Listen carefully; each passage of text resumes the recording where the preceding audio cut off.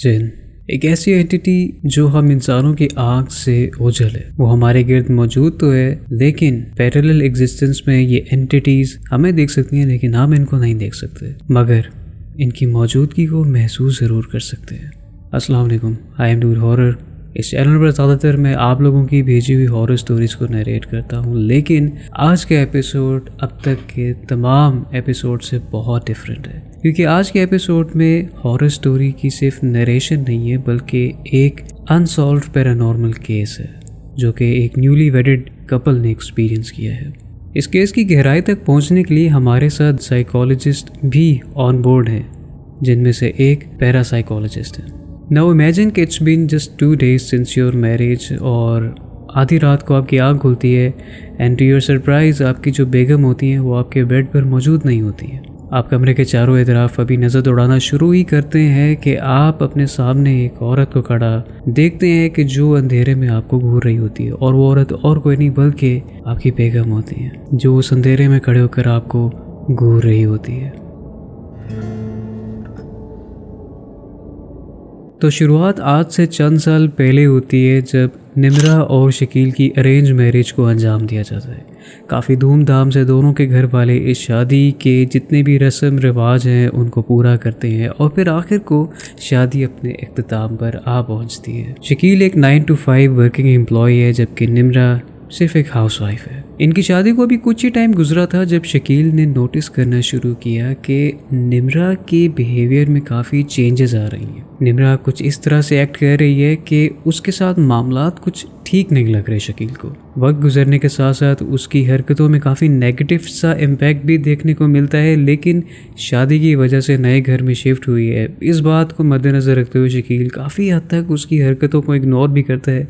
लेकिन एक रात कुछ ऐसा होता है जो कि शकील के लिए इंतहाई नाकाबिले यकीन साबित होता है। एक रोज़ आधी रात को शकील उठता है और वो नोट करता है कि उसकी जो बेगम है वो बेड पर मौजूद नहीं होती है। शकील उठकर कमरे के चारों तरफ में देखता है, बेगम वहाँ भी मौजूद नहीं होती हैं। ये सोच कर कि शायद किचन में गई होगी कुछ खाने पीने के लिए, तो शकील वॉशरूम चला जाता है। अब जब शकील वापस आता है तो काफ़ी देर हो चुकी होती है और निम्रा अभी तक कमरे में वापस नहीं आई होती। आउट ऑफ क्यूरियोसिटी शकील उठता है, किचन की तरफ बढ़ता है, और टू हिज सरप्राइज निम्रा उसको वहाँ पर भी नहीं मिलती। अब इस सोच में कि आखिर आधी रात को निम्रा उठकर कहाँ जा सकती है, अब वालिदैन के कमरे में तो जाने से रही, तो अब इसी परेशानी और सोच में शकील बरामदे की तरफ बाहर आता है। वो अपने लॉन में कदम रखता ही है जब उसे सामने वाली दीवार पर एक औरत बैठी नजर आती है। आधी रात को एक औरत को इस तरह से दीवार पर बैठे देखकर शकील को कोई अच्छी फीलिंग्स तो नहीं आती। ऑब्वियसली अगर आप भी रात को इस तरह से कुछ देखें तो खौफ ज़्यादा महसूस होता है। अब जब शकील इस सब को प्रोसेस कर रहा होता है तो उसे एहसास होता है कि वो औरत और कोई नहीं बल्कि उसकी बेगम निम्रा है, जो कि आधी रात को दीवार के ऊपर चढ़ के बैठी हुई है, और वो दीवार जो 7 से 8 फीट लंबी है, जबकि निम्रा की हाइट सिर्फ 5.2 है। अब यहाँ पर काफ़ी ज़्यादा सवाल शकील के मन में उठते हैं कि आखिर निम्रा वहाँ तक पहुँची कैसे, और पहुँच भी गई तो आधी रात को उसका वहाँ पर क्या मकसद है। और तो और जब इस सब को देखते हुए शकील ने उसे आवाज़ दी, उसे पुकारना चाहा, तो निम्रा उसे कुछ भी जवाब नहीं दे रही थी। इट वॉज लाइक कि वो स्टिल है और बस दीवार के ऊपर बैठी हुई है। अब शकील उसे अकेले तो उतार नहीं सकता था, तो उसे अपने वालिदैन को इन्वॉल्व करना पड़ा। शकील के वालिद साहब और शकील ने दोनों ने मिलकर निम्रा को सीढ़ी की मदद से वहाँ से खींचा और उसे कमरे में ले आए। जब कमरे में भी लेके आए तब भी उसकी तरफ से कोई जवाब मौसूल नहीं हो रहा था, और फिर थोड़ी देर बाद निम्रा लेट कर सो गई। और ये था पहला वाक़या। अब आहिस्ता आहिस्ता निम्रा ने अजीबोगरीब हरकतें करना शुरू कर दी और ज़्यादा एग्रेसिव बिहेवियर शो कर रही थी। एक रात बकौल शकील के वो अपने बेडरूम में थे तो उसकी बीवी की आवाज़ अचानक बदल गई और वो एक मर्द की तरह आवाज़ में बोलने लगी। फिर निम्रा ने अचानक शकील की तरफ छलांग लगा दी और उसको गले से पकड़ लिया और ज़ोर से उसका गला दबोचने लगी। शकील ने उसकी बीवी को खुद से छुड़वाने की बेहद कोशिश की, लेकिन उस वक्त निम्रा की ग्रिप बहुत ज़्यादा स्ट्रॉन्ग थी। अब आ जाके शकील के पास एक ही ऑप्शन था कि वो चीखो पुकार करे और किसी तरह से उसके घर का कोई फर्द उसे आकर बचाए। तो उसके वालिदैन उसकी चीखों को सुनते हुए कमरे में दाखिल होते हैं और निम्रा को उससे किसी न किसी तरह छुड़वा लेते हैं। लेकिन जैसे ही निम्रा को उससे छुड़वाते हैं वहीं वो फ़ौरन बेहोश हो जाती है और बिस्तर पर गिर जाती है। अब इसके बाद शकील ने यही बेहतर समझा कि अपनी वालिदा को कमरे में साथ सुलाया जाए, क्योंकि अगर शकील मज़ीद इस सब सूरत हाल के बाद निम्रा के साथ सोता कमरे में तो बहुत चांसेस थे कि अगली सुबह शकील अल्लाह को प्यारा हो जाता।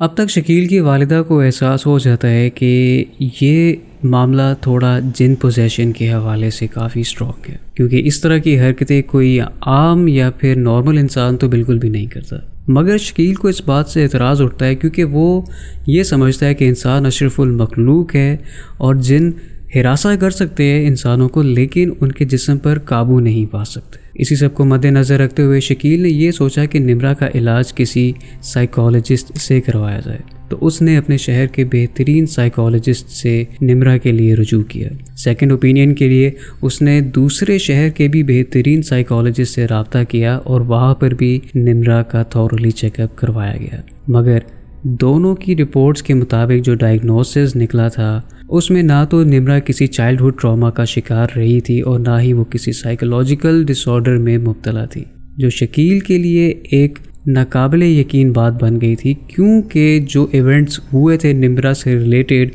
वो शकील ने खुद विटनेस किए थे। तो फिर medically she is perfectly fine, Shakeel के लिए बात काफ़ी खटक रही थी। इस सब के बाद एक रोज़ सभी घर वाले लॉन में बैठे हुए थे, गपशप कर रहे थे, चाय वगैरह चल रही थी। वहाँ पर ना सिर्फ शकील बल्कि निम्रा भी मौजूद थी और सारे सिचुएशन नॉर्मल थी कि तभी मामलात एकदम एस्केलेट हो गए और निम्रा एक बार फिर से शकील पर हमला करने के लिए आगे बढ़ी। लेकिन क्योंकि घर के दीगर अफराद भी वहाँ पर मौजूद थे तो उस वक्त वो शकील के पास खड़े हो गए और इस तरह से उसकी बचत हो गई। लेकिन वहाँ पर एक ऐसा मंजर सब घर वालों को देखने को मिला कि जो सब के लिए एक सवालिया निशान बन के रह गया। वहाँ मौजूद एक गमला था जिसे 2 बंदों की मदद से उठाया जा सकता था, क्योंकि कोई एक बंदा उसे उठा नहीं सकता था। और वही गमला निम्रा अपने दोनों हाथों से उठाकर ज़ोर से ज़मीन पर दे पटकती है, जहाँ पर सभी घर वाले एकदम खामोश हो जाते हैं, साकित हो जाते हैं, क्योंकि उन सब के लिए ये बात हज़म करना, इस बात को प्रोसेस करना बिल्कुल भी पॉसिबल नहीं था। आखिर निम्रा में आ जाके इतनी ताकत कहाँ से आई? तो आ जाके एक ही सवाल बचता है कि आया ये कोई जिन पोसेशन तो नहीं। डायग्नोसिस से अफसरदा शकील के पास अब सिर्फ एक ही ऑप्शन बचता है, जो कि जिन पोजेशन के हवाले से, जिस पर उसकी वालिदा ने काफ़ी अरसे से ज़ोर दे रखा था कि इसे किसी साहिब इल्म से रुजू करवाओ, क्योंकि ये किसी डॉक्टर के बस की बात नहीं है। आखिरकार शकील का जो पॉइंट ऑफ व्यू था जिन पोजेशन के हवाले से, उसे अपने उस पॉइंट को रद्द करना पड़ा और अपनी वालिदा के बहुत इसरार करने पे एक साहिब इल्म से उसने रब्ता किया। उनसे रब्ता करने पर उन्होंने शकील को वक्त दिया। एक डे फाइन हुआ जिस पर निम्रा और शकील दोनों ने उनसे मुलाकात करने जाना था। मुलाकात वाले दिन बेखबर निम्रा गाड़ी में बैठती है और शकील उसे कुछ बताता नहीं कि दोनों कहाँ पर चल रहे हैं।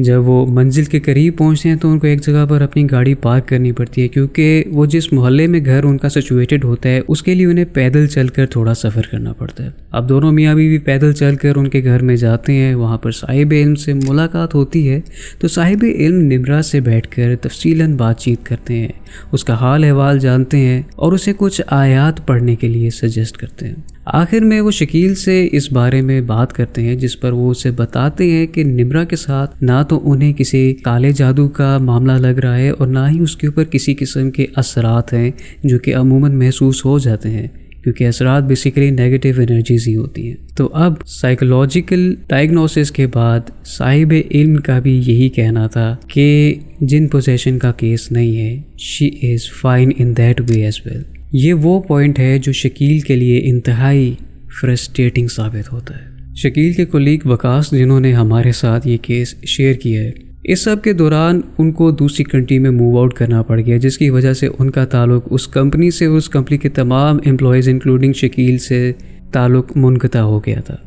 और उनका ये कहना है कि इसके बाद उन्हें नहीं मालूम कि आया निम्रा और शकील का केस सक्सेसफुल हुआ भी या नहीं, और क्या फर्दर डायग्नोसिस हुए थे कि क्या वो जिन पोजेशन थी या वो साइकोलॉजिकल डिसऑर्डर था या फिर वो सब एक ढोंग था। तो हमारे पास अब सवाल ये बचता है कि अगर वो ढोंग नहीं था तो क्या निम्रा किसी साइकोलॉजिकल डिसऑर्डर का शिकार थी या फिर वाकई जिन पोजेशन की शिकार थी? So it's time to hear कि एक साइकोलॉजिस्ट का इसके बारे में क्या कहना है।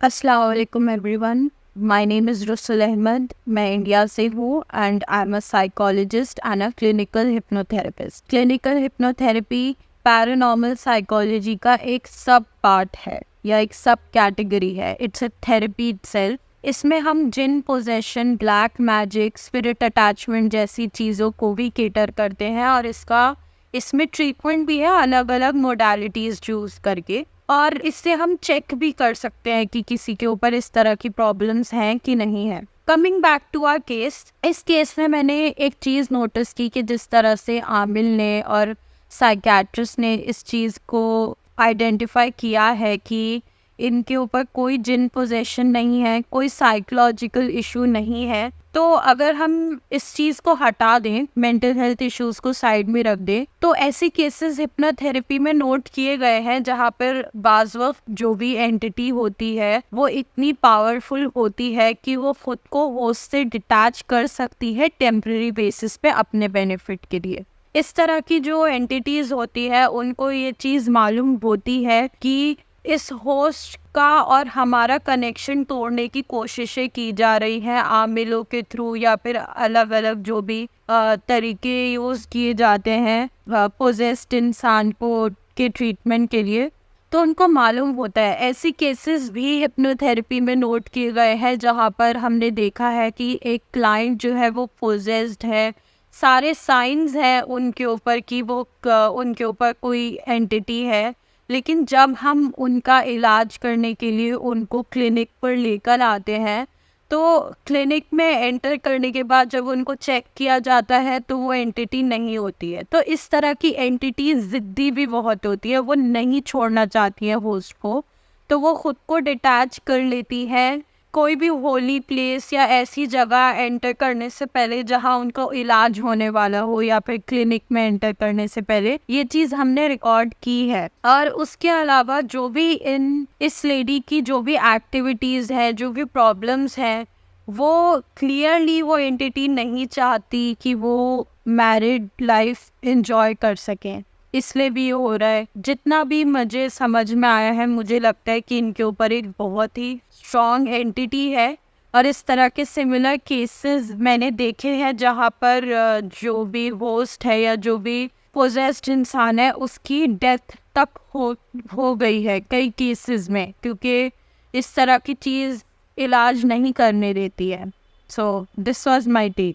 अब यहाँ पर एक बात ऐड ऑन करना लाजमी है और वो ये कि साहिब इल्म से मुलाकात करने के बाद जब शकील और निम्रा अपनी गाड़ी की तरफ वापस आ रहे थे, बकौल शकील के गाड़ी में बैठते ही उसने गाड़ी को स्टार्ट करना चाहा और उसी दौरान निम्रा की आवाज़ दोबारा से एक मर्द की आवाज़ में तब्दील हो गई और निम्रा शकील से मुखातिब होकर कहने लगी कि तुम्हें क्या लगा था कि मैं तुम्हारे साथ वहाँ पर उसे मिलने जाऊँगा, जिसके ऊपर शकील ने निम्रा को ना कोई जवाब दिया ना ही उसकी तरफ देखा, बस खामोशी से अपनी गाड़ी स्टार्ट की और घर की तरफ रवाना हो गए।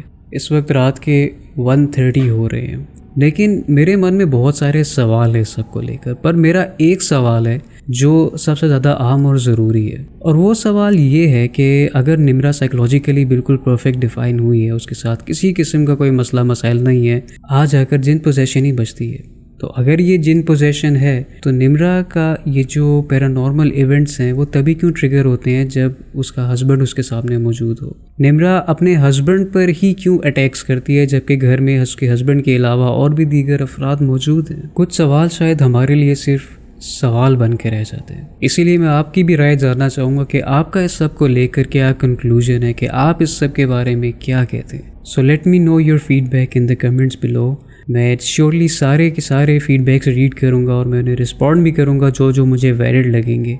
सो लेट्स सी के आखिर तक हम कहाँ पर पहुँचते हैं। अगर आपके पास भी कोई इस तरह के पैरानॉर्मल केसेस हैं जो आपके सोसाइटी में हुए हों, आपके मोहल्ले में हुए हों, आपके किसी करीबी जानने वाले के साथ हुए हों, तो उन्हें इन डेप्थ और इन डिटेल मेरे साथ इस ईमेल के ऊपर लाजमी शेयर कीजिएगा। अगर आपको ये सीरीज़ भी पसंद आई है, जो कि इस सीरीज़ का बेसिकली फर्स्ट एपिसोड है, मुझे उसके लिए भी फीडबैक कमेंट्स में लाजमी दीजिएगा और उम्मीद करता हूँ कि अगले सेगमेंट के लिए भी आप इसी तरह से सपोर्ट करेंगे जैसे आप हमेशा से करते हैं। अपना और अपने घर वालों का ख्याल रखिएगा। मिलते हैं आपसे अगले एपिसोड में, तब तक के लिए फ़ी अमान अल्लाह।